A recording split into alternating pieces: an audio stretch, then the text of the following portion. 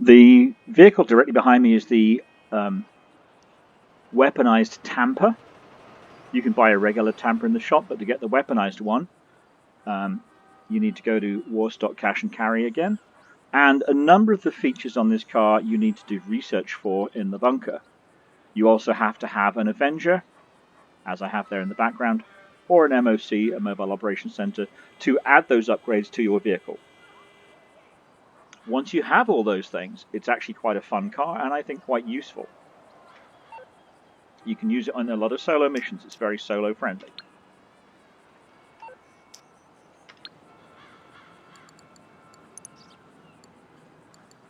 In Warstock Cash and Carry,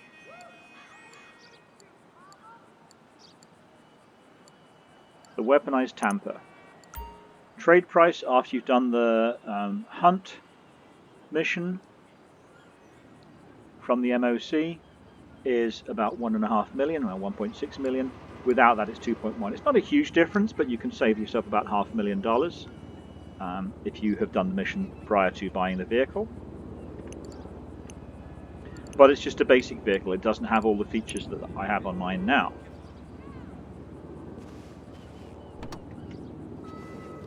Because it has dual miniguns on the top, you cannot use your own personal weapons in here.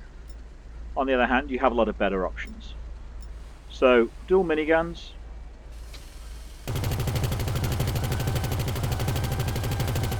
They do take a few seconds to get up to speed. Well, a couple of seconds.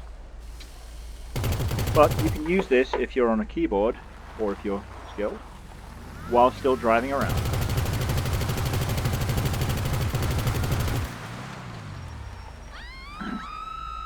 Another weapon option you have are missiles.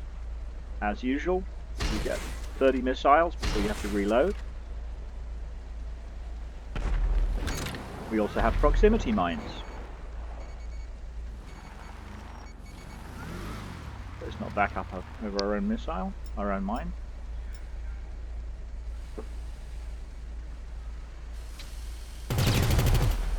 Proximity mines, and you can also add the rear mortar. I like the rear mortar because I don't like having a targeting reticule in front of me unless I'm actually trying to target something. The rear mortar is much like ones you can find in arena vehicles. It's not super powerful, but it may have its uses when you need to get something over a wall. And you can adjust the range by how long you hold the button down for before you fire, up to a maximum.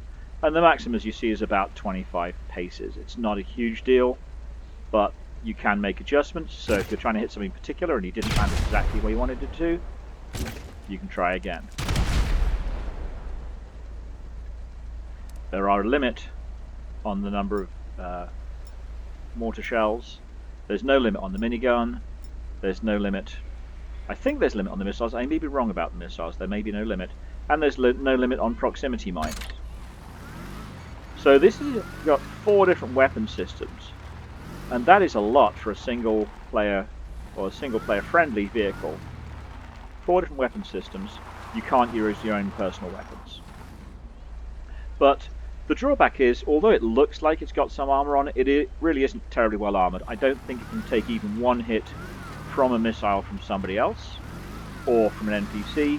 There are very few times NPCs use missiles, but when they do, this isn't going to stand up to them. And again, although it looks like you've got some protection, really you have almost no protection from bullets inside this vehicle, unfortunately. The passenger window there is even completely wide open, so bullets could come in there without any interference at all. It does have some ramming protection on the front and back, so you're not too badly off if you're trying to ram vehicles out of your way. I like this vehicle a lot, but it does take a lot to put it together. And although it's fun to use, I would not say it's necessarily any more effective. One missile blew up the guy in front of me and I blew up myself at the same time. I would not say it's actually any more effective than just using the Kuruma. It's just more fun. Maybe in certain situations where you're trying to chase somebody down, it might be more effective.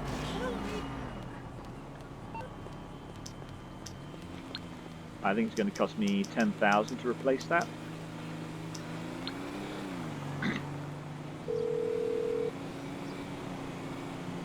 Morse Mutual, how can I be of service? Just under. Don't know why just under. I'll Maybe look it's into already it. damaged. And then I can also call my office assistant. Just down here.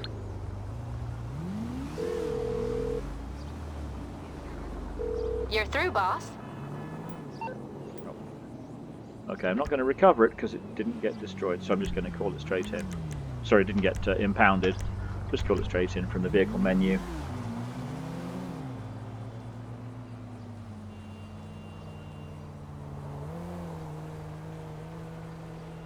And there's the Weaponized Tampa. So it takes quite a lot to set this up, but I think it falls under the category for me of fun vehicles. They're fun to use. You'll see it pop up in a number of different gaming modes. You do want to get the upgrades. You want to have the ability to turn those dual miniguns on. You're going to want the proximity mines. I think you're going to want the mortar.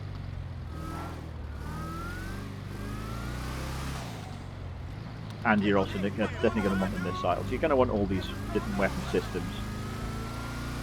But I think this is more user-friendly for single-player use than, say, the Insurgent Pickup Custom. That works well when there's a team of you, because someone can be on the gun and you can be driving, or the other way around. This works very well for a single player because you don't need somebody else to mount the gun. In fact, if you have another player with you, I think maybe they can shoot out, but I don't know. I've never had a reason to test that.